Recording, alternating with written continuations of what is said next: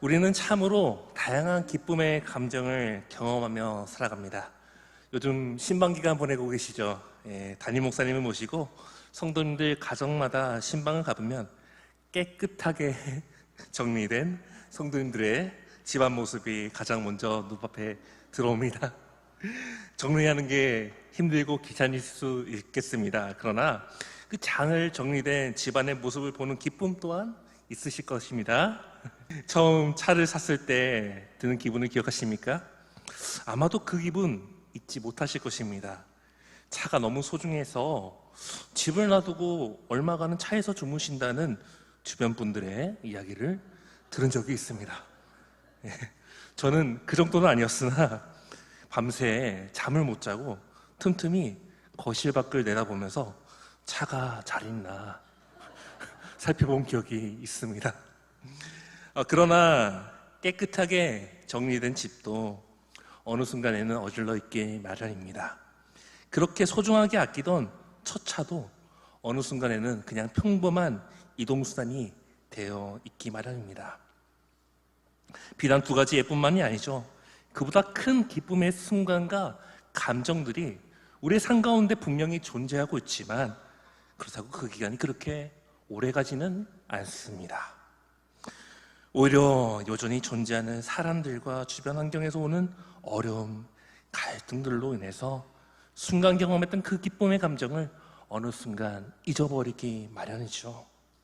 바라기는 오늘 말씀을 통해서 그러한 일시적인 기쁨이 아닌 오늘 하나님의 말씀 가운데 하박국이 발견하고 하박국이 고백한 기쁨이 저와 성도님들의 기쁨이 되길 간절히 소망합니다. 오늘 본문을 기록한 하박국은 구약 남유다 왕국 말기에 활동한 예언자입니다.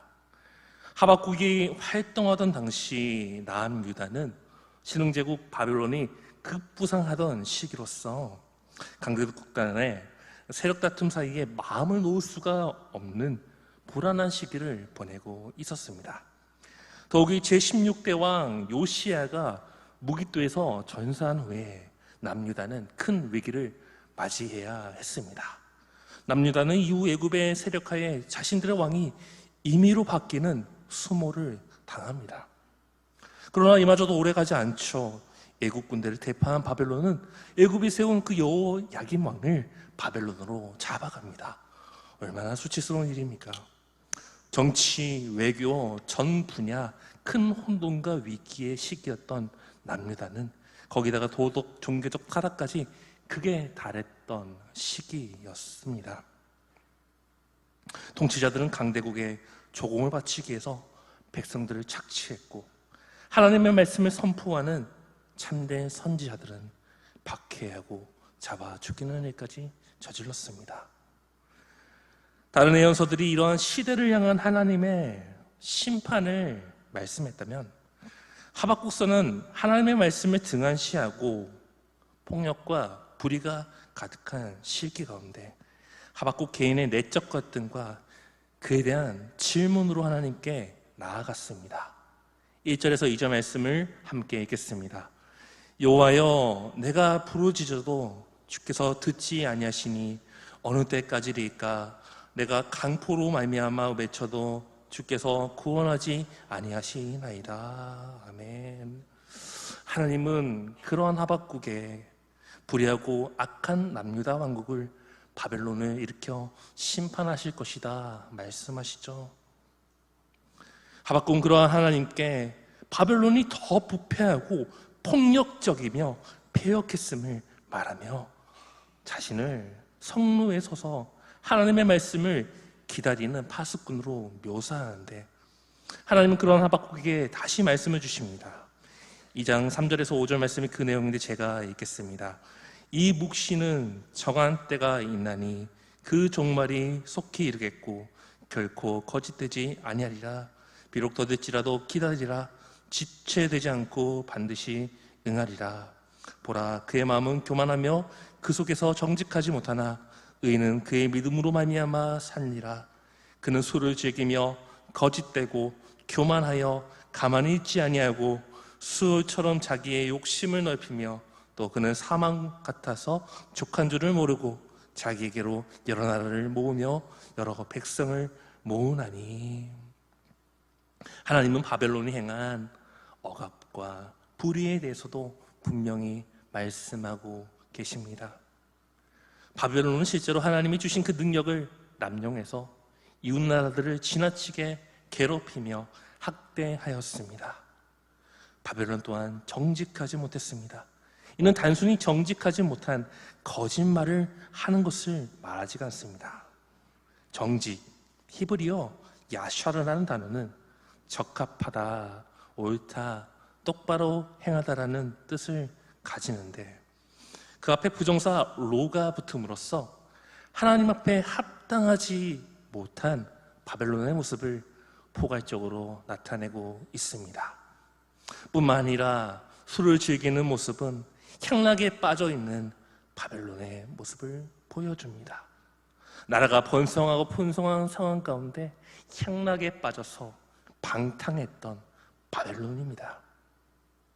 그런데 이러한 모습은 당시 유다의 모습과 다르지 않습니다. 유다 역시 하나님을 떠나서 주변의 열강들을 의식하며 일부 상류층들은 향락에 빠져 방탕한 삶을 살았습니다. 하나님이 바벨론의 모습을 하박국에게 보여주신 것은 유다가 상실한 하나님의 백성다운 삶을 살아내기 원하시는 하나님의 뜻이었습니다. 하나님은 유다 백성들이 하나님을 신뢰하는 믿음 가운데 신실하고 진실된 믿음의 삶을 살아내길 원하셨습니다. 저와 성도님들 눈앞에 보이는 여러 가지 상황들이 있죠. 개인적인 상황과 환경이 주는 상황, 그 안에서 경험되어질 수밖에 없는 불안감이 있습니다. 참으로 뉴스를 보면 마음이 아파옵니다. 전쟁으로 인해서 전 세계가 고통받고 불안해하고 있습니다. 그러나 눈에 보이는 상황과 환경은 그러할지라도 저와 성도님들의 하나님의 백성이라는 정체성은 잊지 않길 소망합니다. 로마서 1장 17절에서 바울은 오늘 2장 4절과 동일한 말씀으로 저와 성도님들에게 도전하죠. 함께 읽겠습니다. 기록된 바 오직 의인은 믿음으로 말미암아 살리라 함과 같으니라. 아멘. 우리는 모두 각자 앞에 주어진 진실된 삶의 자리, 신실하게 지켜내야 될 삶의 자리가 있습니다. 그러나 때론 내 눈앞의 상황과 환경이 주는 그 불안감 때문에 그런 자리를 놓치거나 신경을 쓰지 못하고 살아갈 때가 많습니다. 그러나 하나님을 믿는 믿음의 삶은 급변하는 환경과 상황 가운데서도 주어진 삶의 자리들을 신실하게 진실되게 지켜내는 삶인 줄 믿습니다. 하나님을 믿는 믿음으로 사는 삶으로 언제든지 살아갈 수 있길 소망합니다. 주어지는 자리 가운데 신실하고 진실된 그 믿음의 삶을 살아내시는 저와 성도님들 되길 간절히 소망합니다. 바벨론 역시 심판의 도구였을 뿐 하나님의 심판을 피해가진 못합니다. 오늘 저희가 읽은 3장에서는 하나님의 뜻을 깨닫는 하나님의 예언의 말씀이 빨리 성취되길 바라는 하박국의 간구, 그리고 하나님을 향한 찬양, 심판당하는 자로서의 두려움과 토로, 구원신앙에 대한 선포가 이 복합적으로 기록되어 있습니다. 특별히 오늘 읽은 본문 중 13절에서 15절은 하나님의 철저하면서 완전한 심판의 말씀인 동시에 하나님의 구원 사역을 찬양하는 말씀입니다. 하박국의 찬양에 나타나는 악인에 대한 하나님의 심판은 철저합니다. 구약시대에 기름 부음 받은 자는 왕, 제사장, 선지자인데 신약시대에 와서는 기름 부음 받은 자로서 메시아 예수님을 우리에게 보내셨습니다. 즉 하나님께서 이스라엘 대적들을 심판하신 목적은 택한 백성 이스라엘을 보존하기 위함이지만 궁극적으로 메시아 예수님으로 인해 완성될 하나님 나라를 완성하기 위함임을 알 수 있습니다. 유다가 바벨론이라는 대적들의 손에 의해 비참한 처지에 빠지나 하나님은 잔혹한 바벨론 역시 그냥 두지 않으시고 그들의 머리, 즉 우두머리인 고위층들을 쓰러뜨리십니다. 실제로 바벨론 제국 내 일반 백성들은 훗날 큰 타격 없이 메대 바사 제국에 흡수되나 통치자나 귀족 지배계층은 붕괴되고 말죠. 참으로 역사의 주관자가 하나님이심을 하나님은 말씀해 주고 계신 것입니다.